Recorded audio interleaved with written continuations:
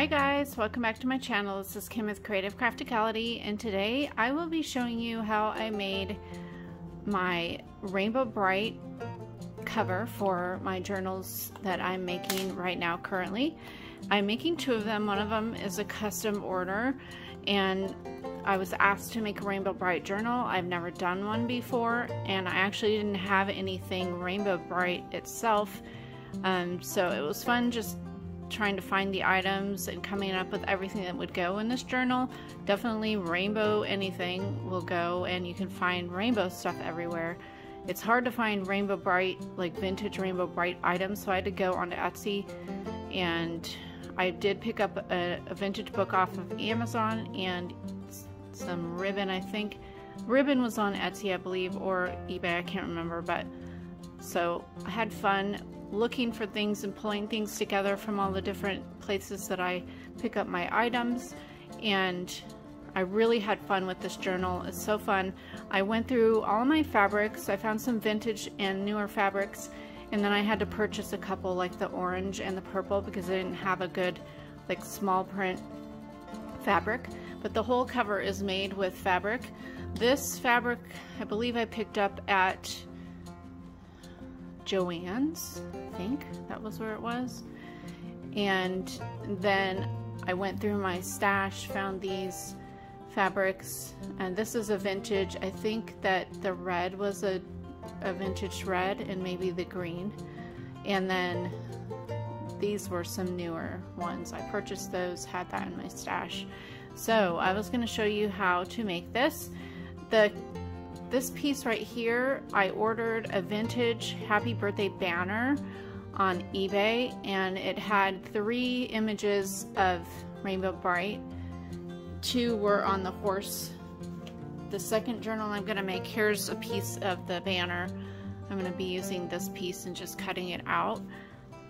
And then there's this fun rainbow rickrack that I found at Joann's, and then the tassel, I'm going to be making the tassel in a different video just because the cover this itself will take a while, but I will be in the second video. I'll be making this bead charm that says Rainbow Brite and the fun tassel, which is a basic tassel that I've done videos on before, but I just thought it would be fun to show you both of them together with the charm.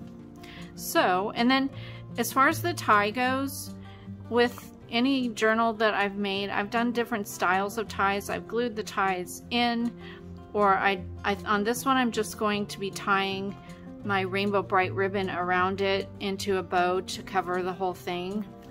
So that's what I'm going to do with this one. But here's what it looks like on the inside. I made a library pocket over here. I am going to be altering this library card, but I haven't done that yet. But I will show you how to make a library card pocket if you don't have any and you want to use some of your fun scrapbook paper to do that. It's really pretty easy. And then this is just a simple little pocket. I had used some of that same scrapbook paper over here. But on the inside here, I covered the spine with the fabric that's on the outside.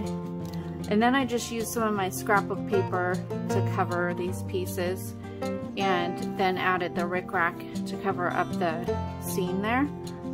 And the inside of my cover, in between the layers, is a thick chipboard, but you can use anything that you want. You could use if you didn't see my Holly Hobby cover video, I made a cover from recycled padded envelope that I had received through Amazon, and that was a one signature book. This one, I wanted it to be a thicker book with the chipboard, so I used the chipboard, and I did a 2-inch spine on this one, so that you could do whatever. If you want to recycle some, like a cereal box, and put a few layers together to make it thick, you could do that. But I already had this chipboard. It's pretty thick and makes a nice cover. So, alrighty.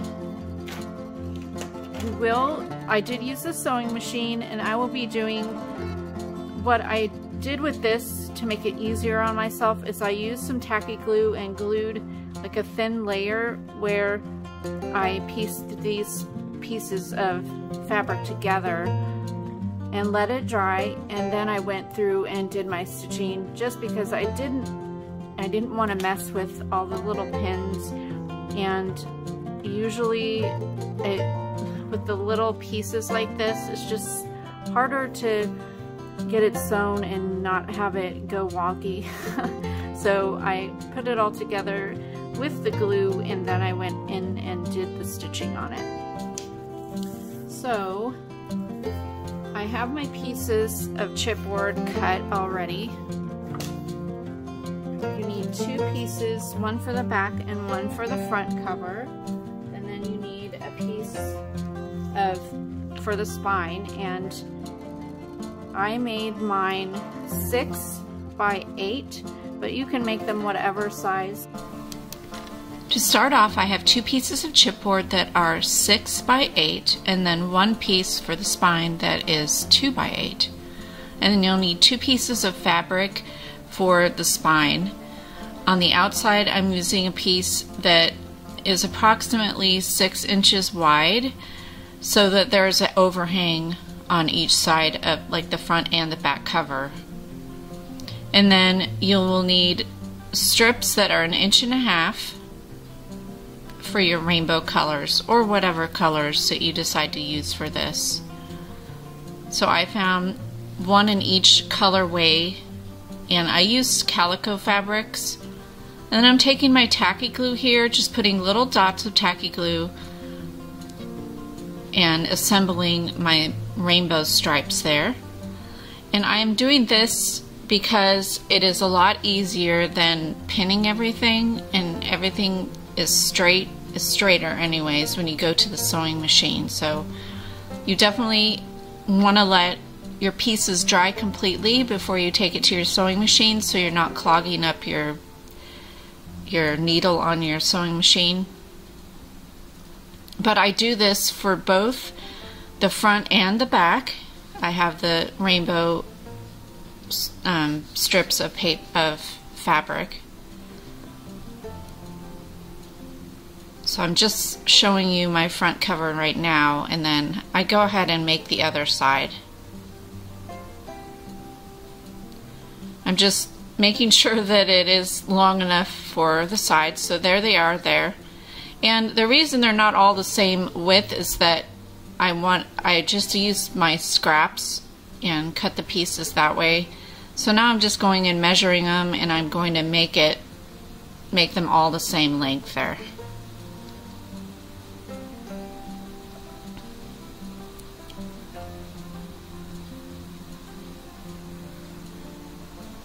Now they don't have to be as wide as your chipboard cover piece because you're adding the spine fabric, but you do want them to be a little bit wider than what you want the actual size to be at the end, because you're going to be sewing them together. So you'll need them to be at least 1/2 inch wider.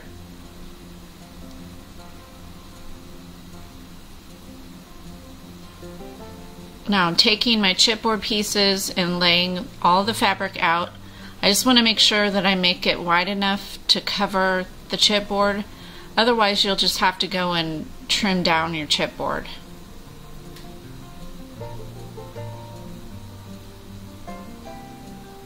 Now I'm going and adding some glue along one edge and gluing it down there.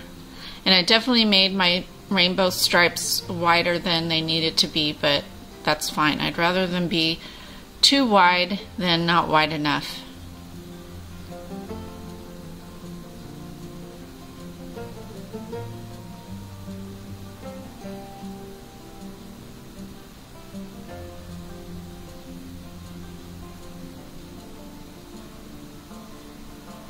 I'm just going to take this and trim off the bottom of the rainbow fabric so it is lined up with the others. And usually it's easier to just fold that to where you need it and then cut it off so it makes that instant little line there.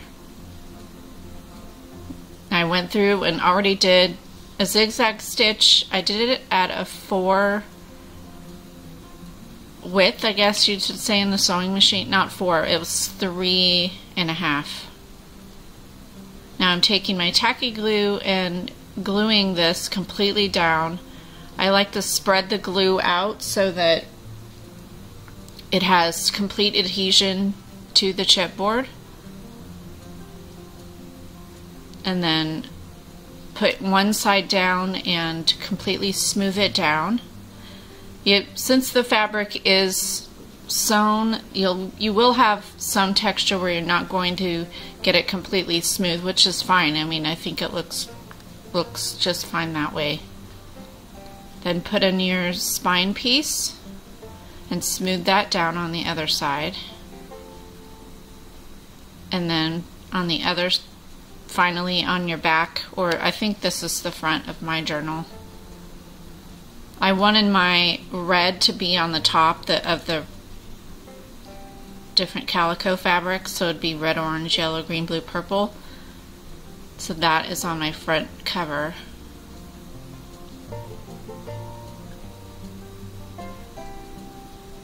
And then go ahead and line it all up before you push it completely down. That way you have some give and can just adjust it as you go, as you smooth it down.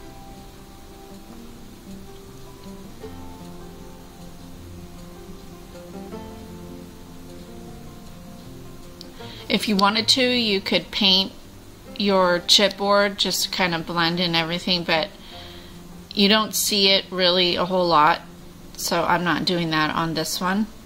Now I'm taking my scrapbook paper. This paper was from a hot buy from Michaels, and I can't remember the name of the paper pad, but I'll put it in a caption when I edit this video so you'll know which one this is. I believe it was from last year, but the whole pad is like rainbow and unicorn themed. I believe there were some llamas in there or something, but it's super cute. So you just want to cut your paper down to the size that you want it to be. I'm covering it all the way, so I made this, I believe it was 5 inches by 8 high. It might be a little bit smaller than that. And then you want to go ahead and glue your rainbow fabric down there. And then where the seams are, where the paper meets the fabric, is where I put my rickrack. But I definitely think that using the fabric on the spine helps the structure of the book. So that's why I always put fabric on the inside and the outside of my journals.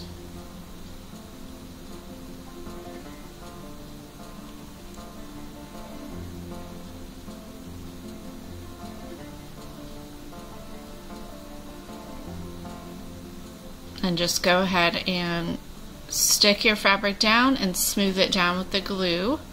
I always like to put my finger down the crease just to make sure the fabric sticks there where the crease is on the spine where it bends. And then I'll add my rickrack down.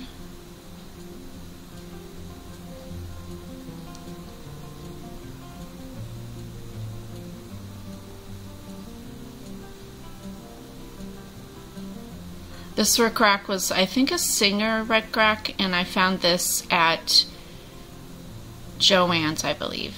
Yeah. Now I'm taking that banner piece. This was a vintage Rainbow Brite banner. It said happy birthday, and it had 3 images like on the outsides of the happy birthday and then in between happy and birthday. And so I decided to use the ones that had Rainbow Brite on her horse.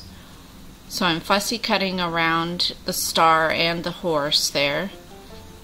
And I'm doing this while I'm waiting on the rickrack to dry and the back to dry, because I didn't want to move it too early. And now I wanted to put rickrack on the outside to kind of tie in the rickrack on the inside.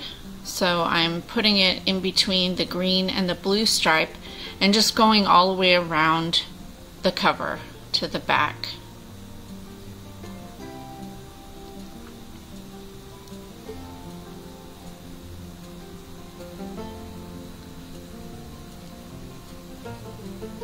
And if you haven't watched my channel before, I use tacky glue, Aleene's tacky glue, for almost everything I do. I know there are other glues you can use out there, like the Fabri-Tac. There's several glues that you could use, but I just always have luck with tacky glue. I love the price, and you can pretty much find tacky glue everywhere, even the Dollar Tree. So I just think it's perfect. It works well for rickrack and fabric and paper. Now, glues, I do use E6000 if I have like buttons or metal, any kind of metal item that I want to use to decorate, so I do use that. Now, I made these library card pockets, and I'm going to show you how to make one real quick at the end of this video, so if you want to know how to do that, you can. Then I made a small pocket using the same scrapbook paper there for the back cover, and just added a piece of the rainbow ribbon on the top for detail.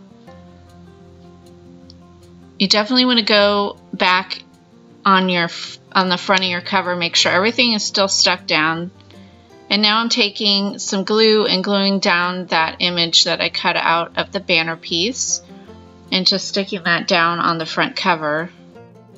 And that is it for this video. I will be making the tassels, so stick around, follow my channel, and we'll be doing that next together. Now, to make your library card pocket, I'm slowing this down a bit. I'm cutting an 8.5 by 11 sheet of paper down to 4.5 by the 8.5, and then I'm folding it up 1/3 of the way, pulling it over to my scoreboard, and I'm going to score it on both sides there the vertical way at 5/8 inch on both sides. And then taking you can either take scissors or your paper trimmer, and you're going to trim the longest end off up to the fold line.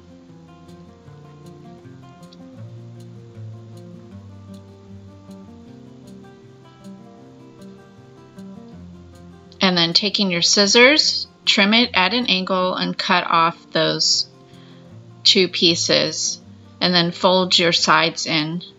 And that makes a quick library pocket. You can take your corner rounder and round the corners there and then make a little circle cut in the pocket.